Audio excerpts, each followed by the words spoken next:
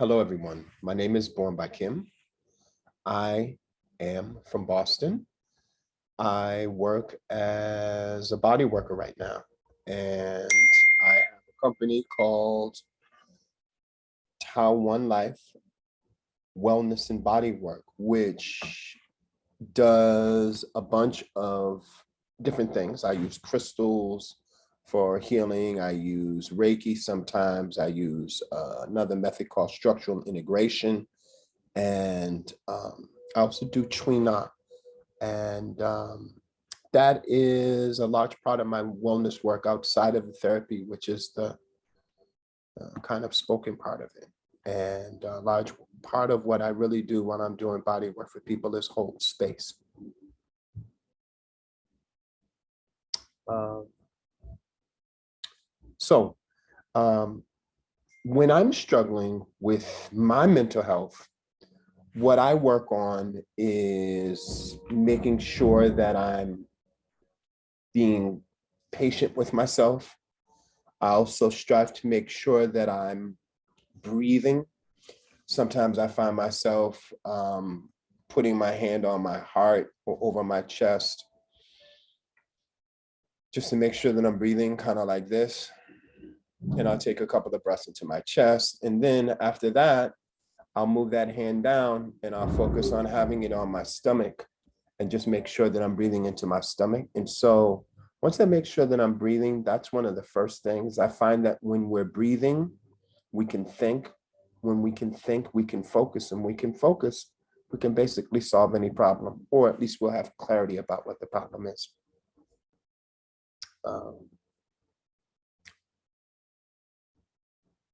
Things that make me feel free,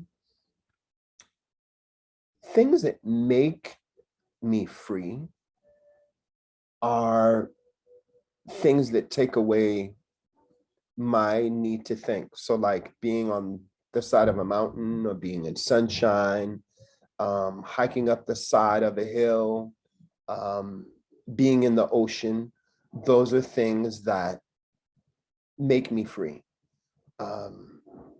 Things that make me feel free are things that help me to breathe, or things that help me find space in my hips, so I can be moving my hips from side to side or moving my shoulders. Those are things that make me feel free.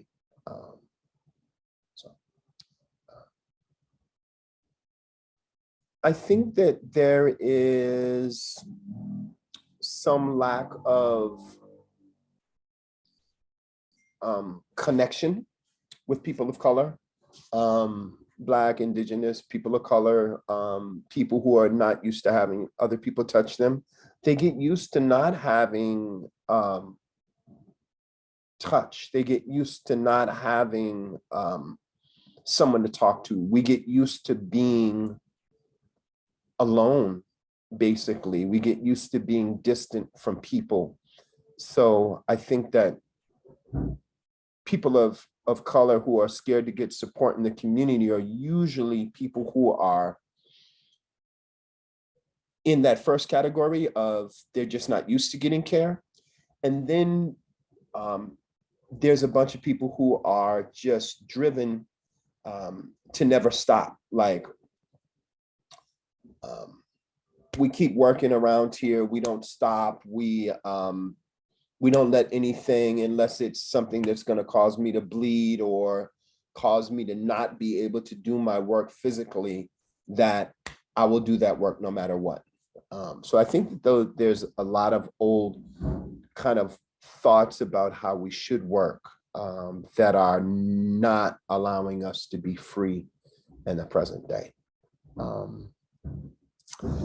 I think one of the ways that we can make it easier for people to seek help in regards to mental health, and one of the ways that we can also make it something that people of color would like to do more, is that we can make it more affordable. One, part of the problem with a lot of body work and a lot of mental health and wellness is that it's been made so expensive that most people feel like it's beyond their reach. So if they do some kind of health and wellness work, they usually feel like, all right, I got it, I did it, but I'm not going to pay $100 for someone to touch me, or I'm not going to pay, whatever it is that they're required to pay. And so that's a large part of, I think, part of the stigma that comes along with it. And I think there's also the fact that people don't want to go and see someone because they feel like that makes them look weak, because, like even a father would say to a son, like, well, I worked for 30, 40 years and I never had anyone to talk to. Why do you need to have someone to talk to? And it doesn't mean that because the father never talked to someone for 40 years that he shouldn't have. It just means that he didn't. So I think there's that. One of the things I'm always reminded of is the people who have money usually have time, and the people who have time don't always have money. So it's just one of the things that happens also in that. I think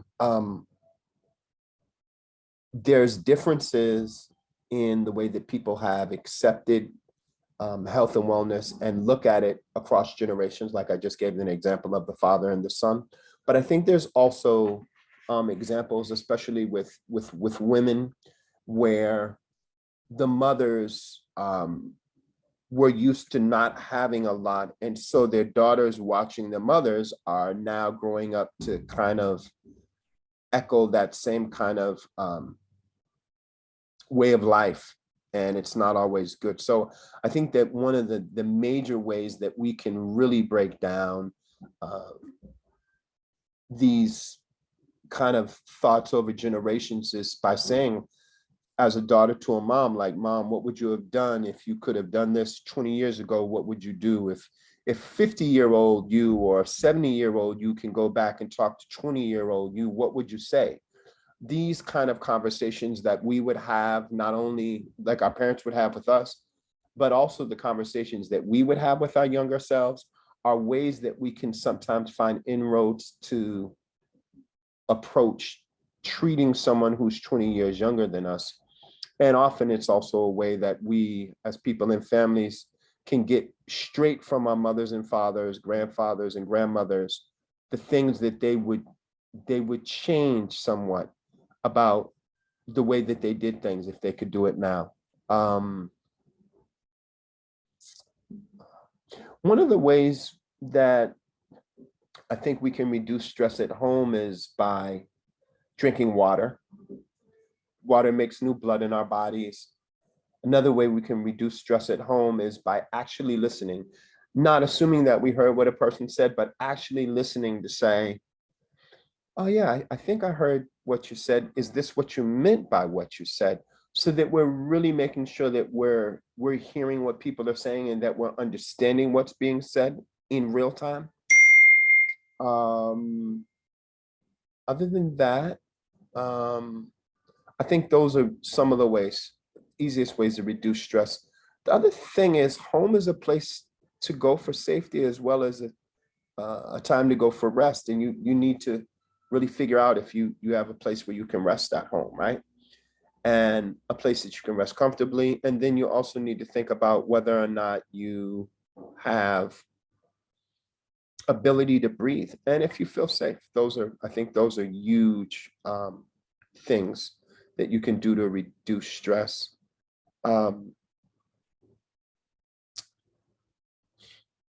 Sometimes starting a healing process is just finding someone to hold space for you, someone who may just be able to listen.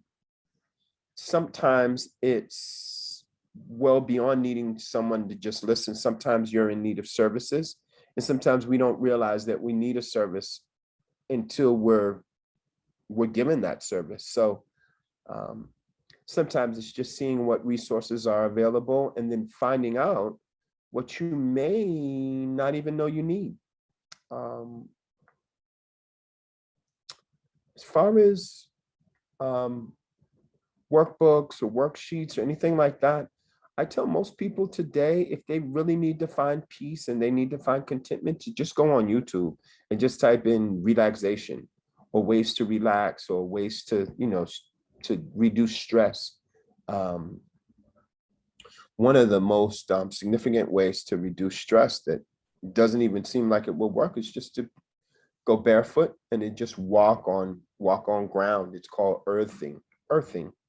And earthing grounds you. It kind of brings you back down to a starting place, a foundational place where you can kind of then build up from. Um, what else?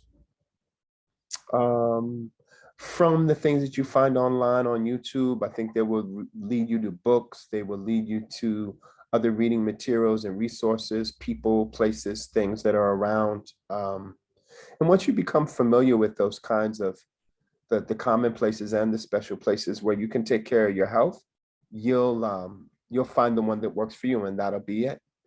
I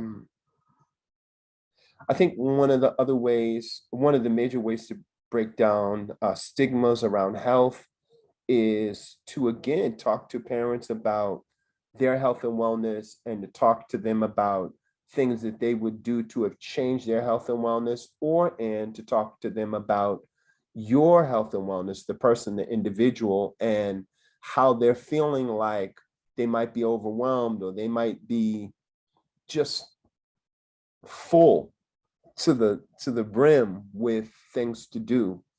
And those things really help to break down stigmatism. The other thing that helps to break down stigmatism around healthcare and health and wellness, and using it, is to see more people that look like you, that sound like you, that speak the language you speak, in the professions that you would come and speak to around mental health and wellness. I think in teen and preteen years, it's being able to have a group of people that you can speak to about the things that are bothering you specifically, and also maybe the things that you may not know that were bothering them. So you might find that there's these very common threads or common things that are bothering a lot of people, say a lot of middle schoolers, a lot of high schoolers, a lot of junior high schoolers, and you find that these things are pretty much sometimes systematic, sometimes they're cultural. And it's good to find out whether or not you're in a place where you can actually effectively change something. I think in helping to remove stigmas around mental health, we have to start to communicate. I found myself getting involved in health and wellness as a yoga instructor first, and as a body worker second, and then as actually initially as a counselor, because I used to do counseling. And I think that as we find ourselves, as we find places where we can ground ourselves, or places that we can reach back and help others, is where we find our strength. And sometimes our strength is serving. Other times our strength is receiving. And then we have to learn how to be the receiver when we're only used to giving. And other times we need to learn how to be the giver. I'm sorry, I said that wrong. So we need to learn to be the giver when we're only used to receiving. And we need to learn to receive when we're only used to giving. Those things I think are key. And those are probably the most key things that I could think of that are really important in regard to health and wellness.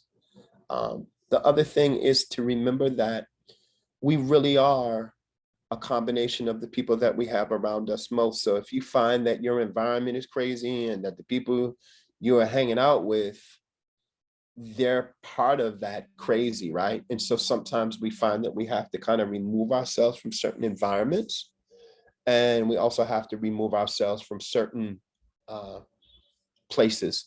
I was just reminded of a stat. They say that a tick can jump 36 inches vertically, like a tick, something that we can barely see, right? Can jump 36 inches. But they say if you were to put a tick inside of a jar, the tick would keep jumping at that 36 inches until it got tired of hitting its head against the top of that jar. If it continued to jump, it would just jump just beneath it, so it wouldn't keep banging its head, right? And so in an epigenetic argument, this is saying that a baby flea would come along and they would learn not to jump at their full potential, but to do what they see their mother and father do. So I think that sometimes there's an important lesson in understanding that our parents have done all they can and they've been limited to in some ways, right? Sometimes we're limited in the ways that our parents are limited because we're watching them, not that we're still limited by not being able to do certain things that they couldn't do at all. So it's just food for thought. We always need to make sure that our mental condition is not kind of caught up in something that's not best serving us. So those are the ways that I would cut down on stress. And I think those are the key things that are important in regard to health and wellness, just from a primary place of starting. Thank you.